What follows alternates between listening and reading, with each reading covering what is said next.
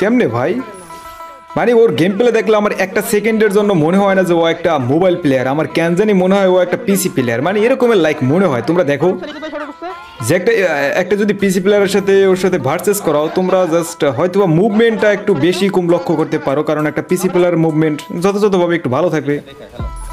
ওই যে দেখো কেমনে, মানে কেমনে কি ভাই, একটা ওর স্কোপ দেখবা অনই আছে ওই যে ওই যে অন, মানে মোবাইল দিয়ে এত ফাস্ট কেমনে গান সুইচিং প্লাস কেমনে, আমি আই ডোন্ট নো, আমি জানি না। আমি ট্রাই করি স্নাইপার চালানোর, বাট আমি এত দ্রুত পারি না, যেটা সত্য কথা।